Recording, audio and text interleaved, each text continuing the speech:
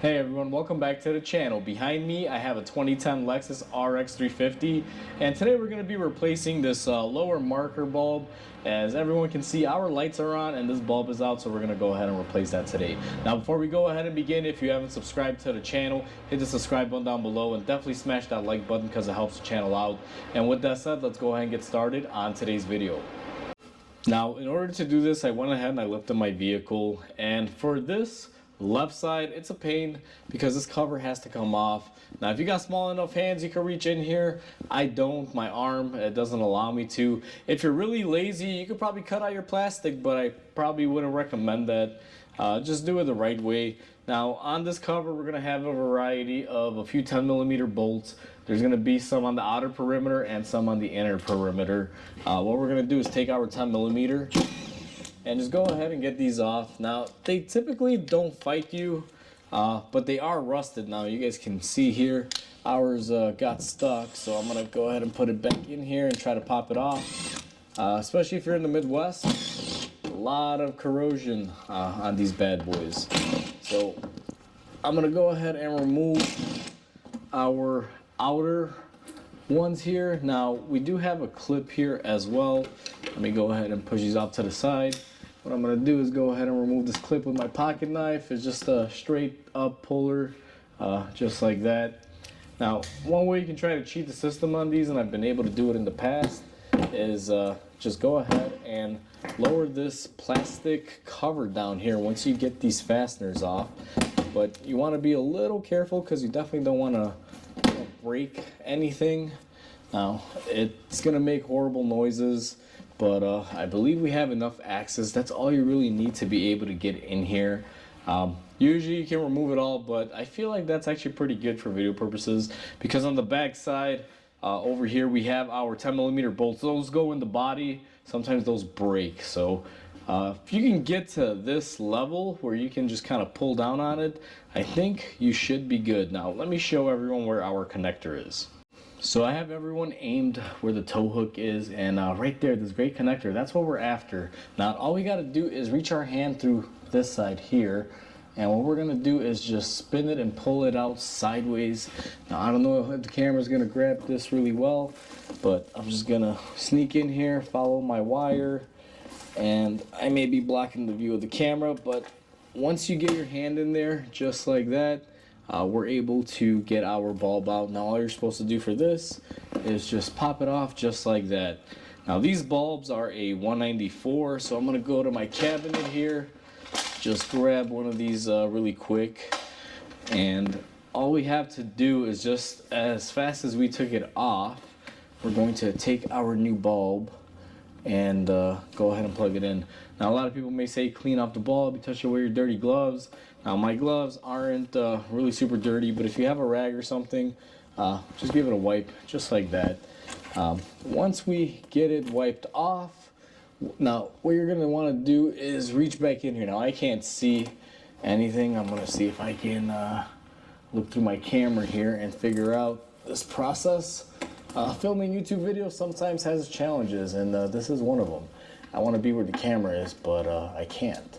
So what I'm going to do is get this in there, and I'm going to just spin my connector, and you've got to try to get it in there nice and flush. And I don't even know if the camera is picking any of this up, but what I'm doing right now is just kind of spinning it, because you have to line it up in a certain way.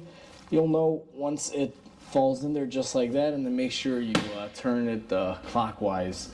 And right there we have pretty much done our bulb. Now if we did this correctly, which I know we did because our lights are on, you should have that lighting up right there just like that. So now what we have to do is put back our plastic shroud for our bumper here, our little cover. And this one is actually going to be a lot easier. Now the way to put this back in is to pull up on this lower lip of your bumper, because this valance here goes up underneath it. So what I'm going to do, and this is really tough, make sure you don't put too much force on this, but what I'm going to do is get my hand up underneath here and just kind of pry on this and put it all in, just like so. And this really sucks. If you're able to fit your hand through that opening of the tow hook, I suggest do it that way. That would probably be the best way to do this. But again, if your hands aren't small enough or your arms aren't, this is where you're gonna have to go through. Now, I'm not gonna edit this out. I'm gonna try to do this in real time. Now, when you get to this section, it's gonna be kind of a bear. You gotta kind of manipulate this plastic here, get it to move for you the way you want it to move. And I will say it is rather difficult. There you go. Let's see if we can just get this to push up. Now, it's gonna make some popping sounds when you do this. It's gonna sound like that. It sounds like plastic is breaking. So just be careful. Clearly we're not breaking any plastic on ours, but you wanna be careful. Now I'm gonna use my knife as a little prior. Now this is where it's gonna be the most challenging. This has to go up underneath there. We're gonna have to pull it out again. So I would suggest probably to do the corners first. And if you live in a nice warm state where you don't get corrosion, pull the cover off. It's a lot easier, trust me. But you know, here in the Midwest, we're gonna fight it. All right, so we got our cover in right now. Everything is in place, and we managed not to break anything, which is always a good thing. Now, there is one thing that I gotta do here. This clip, you gotta kind of push it in and out, make sure it holds it, and we have everything good. And with everything being good and in there, we're just gonna go back in order of removal. So our clip goes in, and then we're gonna put our 10mm bolts. And this is plastic, don't break it.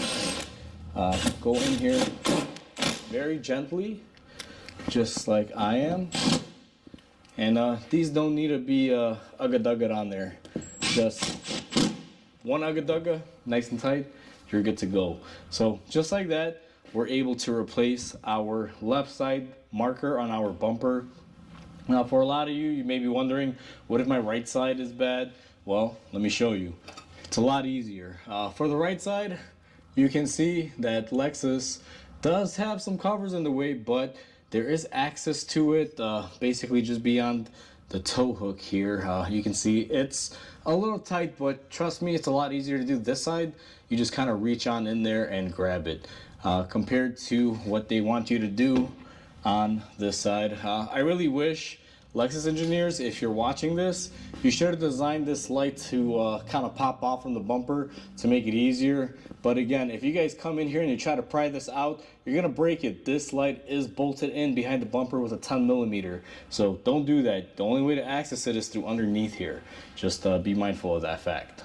So we are all said and done. Ours is working, as everyone can see. These are a pain, and honestly, if you're in the rust belt, you don't want to remove that cover because you could break the bolts. Now I know I didn't show it in the video, but the inner side that goes towards the rear wheels on this cover, you will notice that there's some bolts in there. They go into the body, they're 10mm. Those have a tendency to snap and break.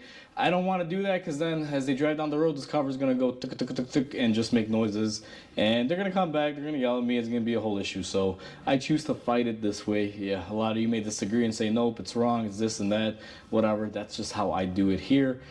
Saves me a lot of headaches. Now if you don't have the cover, it's a lot easier, and like I said, if you're able to fit your hand through here, which my hand goes in, but that's about as far as I can go. It doesn't really afford me to go all the way up there. So you know, if you're able to do it through any of those means without having to resort to what I did, even better for you. But that's how you're supposed to do it when you can't get in there. And even me, I'm trying to shortcut that because I don't want to cause any more damage or break something and, you know, have a customer pissed off at me.